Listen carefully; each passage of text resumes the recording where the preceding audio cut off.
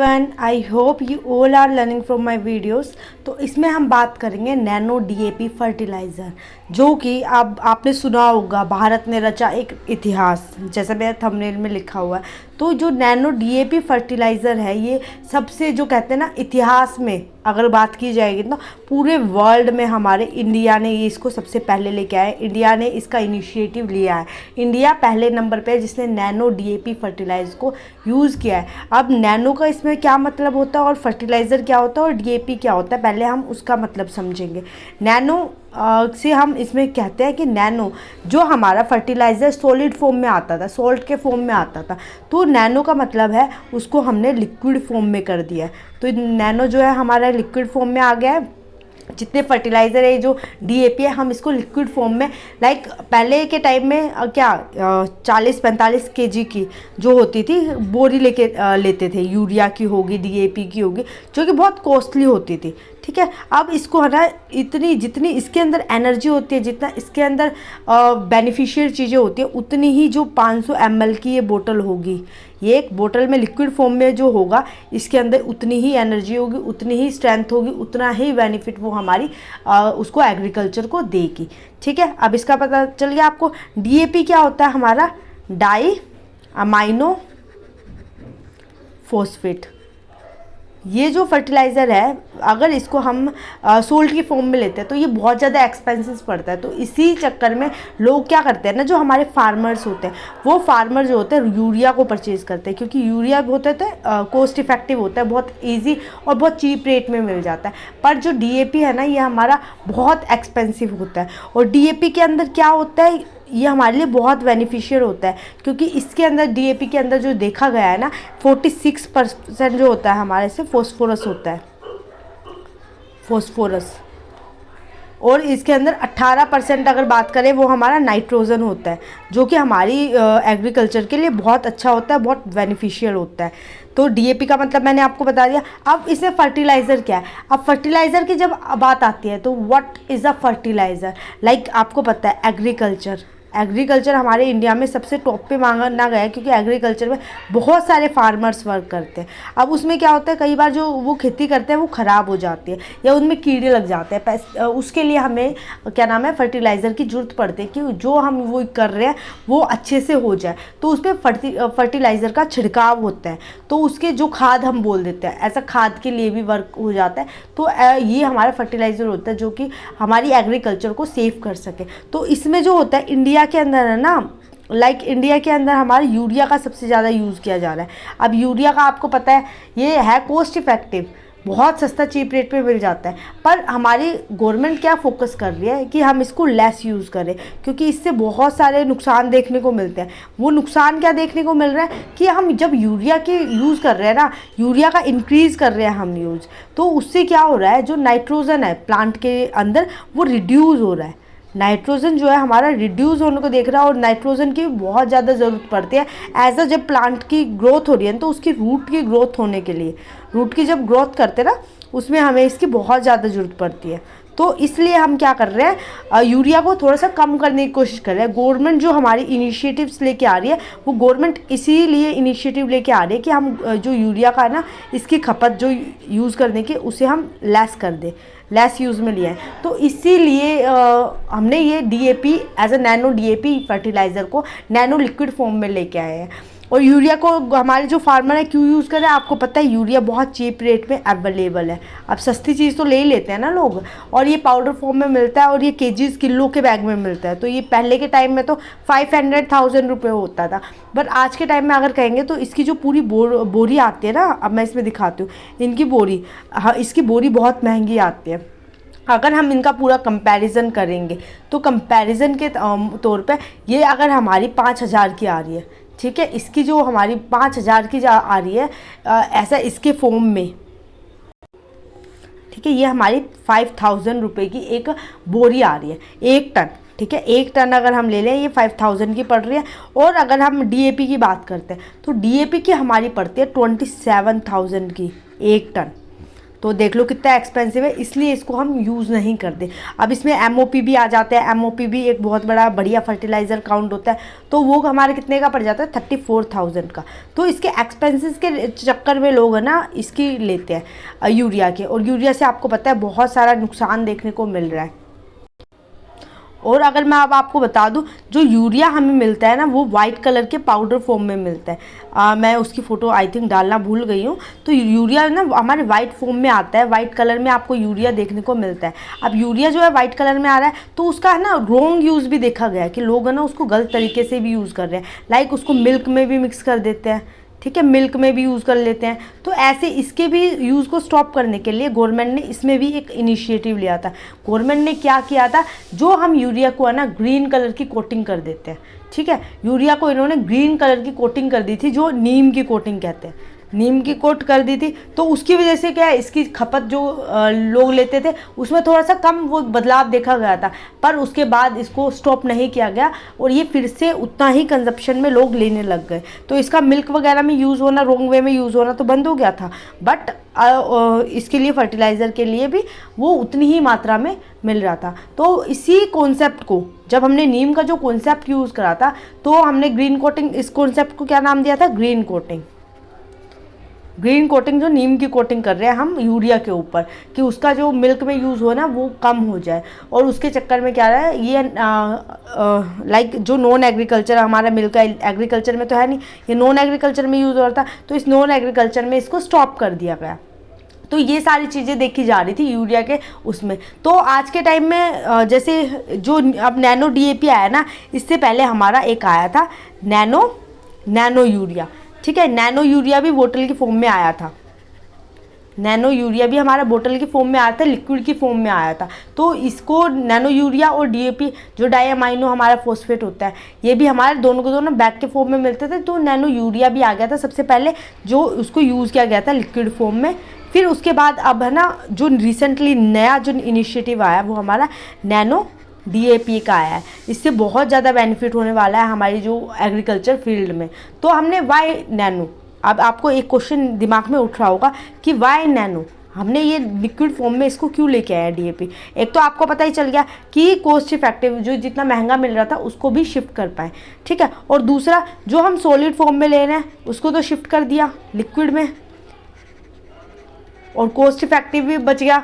Liquid form में आने के बाद उसके बहुत सारे बेनिफिट्स भी आ जाते हैं, ठीक है। उन बेनिफिट्स का यही होता है, जो हम 50 किलो की जो बैग है, उस बैग के अंदर जितनी स्ट्रेंथ है, जितनी कैपेसिटी है, सेम हमें लिक्विड फॉर्म में देखने को मिल रहा है। वो भी कितने 50 500 ml की हमारी बोतल होती है, उसमें उसकी सारी की सारी एनर्जी स्ट्रेंथ हमें इजीली देखने को मिल रहा है। और उससे गवर्नमेंट को भी बहुत फ़ायदा होता है, क्योंकि आपको पता है कि हमारी जब भी फर्टिलाइज़र लेते हैं, तो फर्टिलाइज़र लेने पे जो एग्रीकल्चर फील्ड में लोग हैं उनमें क्या होता है, जो फर्टिलाइज़र वो ले रहे हैं ना, फर्टिलाइज़र पे एक सब्सिडी मिलती है, ठीक है।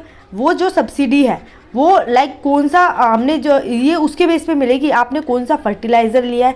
लाइक फर्टिलाइज़र लिया है, उस फर्टिलाइज़र में कितने न्यूट्रिएंट्स प्रेजेंट है, जितने उस पर न्यूट्रिएंट होंगे ना उसी के हिसाब से, उसी के उस पर देख के सब्सिडी उस पर लगती है। तो जितने अच्छे न्यूट्रिएंट होंगे उसी के हिसाब से सब्सिडी गवर्नमेंट देती है। अब अगर ये लिक्विड फॉर्म में आ गया तो गवर्नमेंट की इसमें से सब्सिडी भी हटेगी, और सब्सिडी में भी मतलब पैसा बचेगा गवर्नमेंट को, मतलब ज़्यादा पैसा नहीं लगाना पड़ेगा।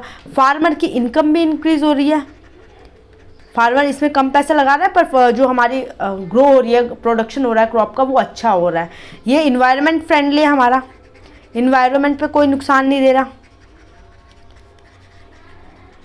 इन्वायरमेंट फ्रेंडली भी देख लें, और इसका कॉस्ट भी सस्ता हो रहा है। जितना ये आपको पता है ना, जैसे मैं उसका डीएपी का कह रही हूँ कि 27,000 की आपको जो 1 टन मिलता था, तो अब ये 500 ml में इतनी ही एनर्जी, सब इतनी ही स्ट्रेंथ है, सारी चीज़ इक्वल है, स्ट्रेंथ बहुत अच्छी है इसके अंदर, इक्वल है जितनी इसमें। तो ये क्या कर रहा है, कॉस्ट इफेक्टिव है, सस्ता बन रहा है हमें। तो इसमें भी क्या है, गवर्नमेंट को बेनिफिट हो रहा है, जो हमारे जो एग्रीकल्चर फील्ड में है फार्मर है उनको भी इससे बहुत ज़्यादा बेनिफिट देखने को मिल रहा है। अब जो हम नैनो डीएपी की हम और डिटेल में बात करेंगे, जो हमारा नैनो डीएपी है, ठीक है। डीएपी का आपको डाई अमाइनो फॉस्फेट, मैंने इतनी बार टर्म बोल दिया है तो आप भूलोगे नहीं, इसके आपको याद रहेगी। अब जो नैनो डीएपी है ये हमारा लॉन्च हो गया था, बहुत पहले लॉन्च कर दिया गया था, ठीक है। पर इसमें आगे काम नहीं हुआ था, तो अब भी रिसेंटली इसको लॉन्च किया गया पर्टिकुलर उसमें, जिसमें हमारा जो प्लांट की प्रोडक्शन है ना उसके लिए इंस्टॉल करेंगे, जिसमें 1/2 लीटर की बोतल जो होंगी ना हमारी 1/2 लीटर की बोतल, वो बहुत इफ़ेक्टिव होगी एक उसके लिए छिड़काव करने के लिए। तो इससे इनकम तो इंक्रीज़ हो रही है, और इसके लिए हमें लाइक जो हम वो फार्मिंग के लिए जो 50 kg का बैग ले रहे थे, तो हमें उसकी लॉजिस्टिक में भी दिक्कत होती थी। ठीक है, लॉजिस्टिक में दिक्कत हो रही है, उसके लिए हमें वेयर हाउसेज़ की भी ज़रूरत पड़ती थी, तो इसमें बोतल में वेयर हाउसेज़ की ज़रूरत नहीं पड़ेगी। ठीक है, और वो भी इफेक्टिव होता था, पर as compare to powder form में ये हमारा बहुत पावरफुल है। ठीक है, पावरफुल है, बहुत बेनिफिशियल है, तो इसको हम चेंज नहीं कर सकते। बैग एक्सपेंसेस थे, उस पर सब्सिडी मैंने आपको पूरा रोल बता दिया है, तो वो भी रीज़न है। और ये नैनो के कंपैरिजन में हमारा मतलब पाउडर के कंपैरिजन में नैनो इज़ द बेस्ट। तो इस पे है ना इंडिया ने ही ये टेक्निक सबसे पहले लेके आया। अदर कंट्रियों के अगर कंपैरिजन में हम करेंगे तो इंडिया ने इसको स्टार्ट किया है। पूरे वर्ल्ड में अगर काउंट करेंगे तो इंडिया इज़ द नंबर 1 जिसने नैनो DAP फर्टिलाइज़र का वो करा है। अब हमारी फर्टिलाइज़र की आप डिमांड की बात करेंगे, हमारी जो डिमांड है फर्टिलाइज़र की जो डिमांड है इंडिया के अंदर बहुत ज़्यादा है, और ये जो डिमांड हमारी फुलफ़िल होती है ना, हमें ये इंपोर्ट करना पड़ता है अदर देशों से, क्योंकि हमारे देश में इतना फर्टिलाइज़र हम नहीं बना पाते। तो उसमें क्या हमारा मिलियंस पैसा जो होता है इंपोर्ट में लग जाता है। ठीक है, लाइक 2020-21 की बात करूँगी, 2020-21 की, तो उस टाइम पे 20.3 मिलियन हमारा जो था इसके ऊपर फर्टिलाइज़र जो हमने बाहर से इंपोर्ट किया था उस पर लगा था। और इंडिया में जो है ना, अगर फर्टिलाइज़र की बात करेंगे तो अगर 18-19 से और 20-21 की बात करेंगे तो इसके कंपैरिजन में फर्टिलाइज़र पे 8% ग्रोथ देखने को मिल रहा है, कि इसमें और इंक्रीज़ हो रहा है। लोग है ना पहले के मुकाबले, अगर लास्ट डिकेड की बात करेंगे हम, जो मिनिस्ट्री ऑफ एग्रीकल्चर हमें कहती है, मिनिस्ट्री ऑफ एग्रीकल्चर के जो डाटा है, रिपोर्ट है, वो कहते हैं ना लास्ट डिकेड 10 साल पहले, अगर डिकेड्स की बात करेंगे उस टाइम पे ना फर्टिलाइज़र का इतना यूज़ नहीं होता था, तो उसके कंपैरिजन में आज के टाइम पे 500 lakh metric ton per year increase हुआ है। कितना हुआ है देखो, कितनी लंबी ये डिजिट है, 5 lakh metric ton per year increase हो रहा है, पर ईयर। ठीक है, पर ईयर इंक्रीज़ हो रहा है। तो देखो आज के टाइम पे कितना हमारा इंपोर्ट भी कर रहे हैं, उसमें पैसा भी लग रहा है, उस पर सब्सिडी भी देख रहे हैं, तो गवर्नमेंट को भी कितना लॉस देखने को आ रहा है। तो जो हमारे फर्टिलाइज़र है, लाइक MOP हो गया, है ना, जितने मैंने अभी नाम लिए फर्टिलाइज़र में, हमारा MOP हो गया, MOP DAP, ये बहुत एक्सपेंसिव होते हैं, पर इनके अंदर बहुत सारे न्यूट्रिशन देखने को मिलते हैं, और इनके अंदर नॉन यूरिया फर्टिलाइज़र होता है, बट यूरिया इसके अंदर नहीं होता। और जो यूरिया की बात करेंगे, 50 से 60% हमारे इंडिया में जो है ना यूरिया का यूज़ होता है, 50 से 60% यूरिया को हम यूज़ करते हैं एज अ फर्टिलाइज़र में। ठीक है, एग्रीकल्चर में, फार्मिंग में, और DAP को बहुत कम यूज़ किया जाता है। तो सेकंड नंबर पे जो हमारा फर्टिलाइज़र यूज़ होता है ना, वो DAP यूज़ होता है इंडिया के अंदर। तो इस चीज़ को इंक्रीज़ करने के लिए हमने इसको बेस्ट बनाया, क्योंकि DAP हमारा बहुत बेस्ट है, इसके अंदर बहुत सारे न्यूट्रिएंट हैं, जैसे मैंने आपको बताया अभी पीछे कि हमारे DAP के अंदर क्या क्या चीज़ें देखने को मिल रही हैं। इसके अंदर फॉस्फोरस भी है और नाइट्रोजन भी है, अभी मैंने यहाँ पर आपको बताया था पीछे स्लाइड में। ठीक है, DAP के अंदर क्या क्या चीज़ होती है। DAP के अंदर हमारा फॉस्फोरस और नाइट्रोजन देखने को मिलता है, जो कि हमारे लिए बहुत अच्छा होता है एग्रीकल्चर की फील्ड के लिए। तो ये हमारा पूरा जो है हमारा इसके लिए, इसके रिगार्डिंग मैंने आपको बता दिया ये क्या है, कैसे है। और अब इसके लिए आपको एक और चीज़ पता होना चाहिए, जो हमारा नैनो DAP का जो ओपन हो रहा है ना प्रोडक्शन के लिए, तो इसका हम सबसे पहला मैन्युफैक्चर प्लांट लगा रहे हैं। मैन्युफैक्चर प्लांट हम कहाँ पे लगा रहे हैं इसका, हम लगा रहे हैं गुजरात में। गुजरात में कहाँ लगेगा ये, गुजरात स्टेट में एक कलोल नाम की जगह है, कलोल डिस्ट्रिक्ट में इसको हम लगा रहे हैं। और इस डिस्ट्रिक्ट में क्या है, पहले जो सबसे पहले हमारा नैनो यूरिया आया था ना, उसका भी मैन्युफैक्चर का हमारा कलोल डिस्ट्रिक्ट में था, और यहीं पे हमारा नैनो DAP का वो प्रोडक्शन होगा, यहीं पे इसकी सबसे पहले लगाई जा रही है। अब इसमें आपको पता है, जैसे मैंने आपको ये पूरी कहानी बताई, ये पूरा हमारा नैनो DAP के बारे में हो गया। पर इसमें आपको एक और चीज़ का पता होना चाहिए, एक टर्म इसमें बहुत बार यूज़ की जाती है,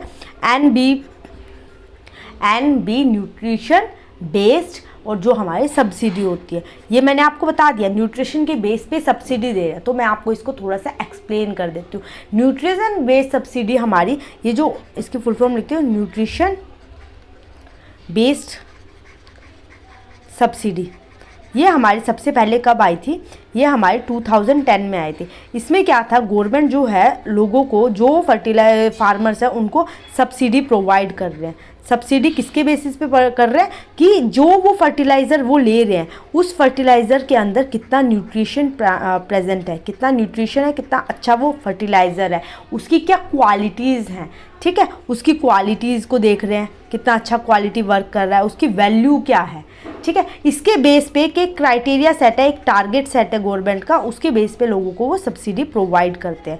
अब उसके अंदर जो सब्सिडी में क्या क्या टारगेट में क्या क्या चीज़ें हैं कि उसमें नाइट्रोजन कितना है, फॉस्फेरस कितना है, पोटेशियम कितना है, सल्फर कितना है, तो उसके मात्रा पे हम सब्सिडी देते हैं। और इसके अंदर फिक्स अमाउंट सब्सिडी सेट है, ठीक है, ऐसा नहीं है किसी को ज़्यादा मिल जाएगी किसी को कम मिल जाएगी। इसके अंदर फिक्स्ड अमाउंट सब्सिडी मिलती है पर फार्मर को, तो इसके अंदर इसके लिए भी आपको पता होना चाहिए। तो यही चीज़ है। बट क्या देखा गया है कि इसका ना ये फेल हो रहा है, ठीक है, ये फेल हो रहा है, इसको ना लोग मतलब इसका जो इम्पैक्ट है ना फेल हो रहा है, जो गवर्नमेंट चाहती है ना वो हो नहीं पा रहा। तो इसका फेल होने का क्या रीज़न है? इसका फेल होने का यही रीज़न है कि जो कि अभी मैंने पीछे आपको बता दिया था, यूरिया बहुत है चीप रेट पे अवेलेबल है तो लोग इसको खरीदते हैं, और जो हमारा डीएपी है ये एक्सपेंसिव है तो इसको नहीं खरीदते थे। अब इसको कम करने के लिए हमारा नैनो डीएपी हम लेके आए हैं, और जिसकी वजह से क्या पता आने वाले टाइम में हमारा नैनो डीएपी जो है बहुत अच्छा ग्रो कर दे। तो गवर्नमेंट को सबसे अच्छा यही है कि यूरिया का कंजप्शन अगर हमें रोकना है, ठीक है, अगर इंडिया को यूरिया का कंजप्शन रोकना है, इसके कंजप्शन को स्टॉप करना है, तो क्या करना पड़ेगा, जो अदर चीज़ है वो सस्ती करनी पड़ेगी। अगर हम उसको चीप रेट में अवेलेबल करवा देंगे तो इसका कंजप्शन स्टॉप हो जाएगा। और हमें क्या नाम है, उसके अंदर जो डीएपी है, डीएपी के अंदर जो हमारे प्रोडक्ट्स है उसको प्रमोट करने की भी ज़रूरत है। अगर हम उसको अच्छे लेवल पर प्रमोट करेंगे तभी वो हमारे लिए बहुत वैल्यूएबल है। तो जैसे गवर्नमेंट ने क्या किया है, यूरियाज और नाइट्रेशन जो है हमारे प्रमोट करने के लिए क्या चीज़ की है, एक सेकेंड मैं नेक्स्ट स्लाइड लेती हूँ, एक सेकेंड। हाँ, जो हमारा यूरियाज और हमारा एक यूरियाज एंड नाइट्रिफिकेशन, इसको प्रमोट करना है, हम इसको प्रमोट कर रहे हैं जिससे हमारा यूरिया का कंजप्शन है लोग कम कर दे। तो गवर्नमेंट ने ये इनिशिएटिव लिया है। अब यूरियाज और नाइट्रिफिकेशन क्या होता है, ये हमारे केमिकल कंपाउंड्स होते हैं, ठीक है, केमिकल कंपाउंड्स। अब ये केमिकल कंपाउंड्स में क्या होता है, यूरिया होता है, इसके अंदर हमारे होते हैं सॉइल एंजाइम, यूरिया के अंदर होता है सॉइल एंजाइम्स, ठीक है। जो एंजाइम्स क्या कर रहे हैं, जो यूरिया को है हमारा क्या कर रहा है, यूरिया को हमारा कन्वर्ट कर रहा है, किस चीज़ में कन्वर्ट कर रहा है, ब्रेक कर रहा है अमोनियम के अंदर। अब ये अमोनियम के अंदर जब कन्वर्ट हो रहे हैं तो उसके बाद वो हमारे कन्वर्ट हो रहा है अमोनिया में, तो उसके बाद इसको बेनिफिट मिल रहा है, ठीक है। और नाइट्रिफिकेशन क्या कर रहा है, जो हमारा अमोनियम है ना उसको नाइट्रेट में कन्वर्ट कर रहा है, ठीक है, ये इसका अमोनियम नाइट्रेट में कन्वर्ट कर रहा है। तो ये हमारे यूरिया के अंदर जो चीज़ें देखने को है, तो हम इसके थ्रू क्या कर सकते हैं, through we can reduce use of urea consumption. जो डीएपी और हमारा एमओपी है ये सारे इनके अंदर ऐसी चीज़ें देखने हैं, और इसी के कारण हम यूरिया का कंजप्शन को स्टॉप करते हैं। तो this is all about the जो हमारा नैनो डीएपी है, यूरिया, फर्टिलाइज़र क्या होता है, हमारा डाइअमाइनो फॉस्फेट क्या होता है। इस वीडियो में ये सारी चीज़ें ख़त्म हो गई हैं। अगर आपको ये अच्छी लगी है तो लाइक माई वीडियो, और अगर आप मेरे चैनल पे न्यू हो then please subscribe my channel.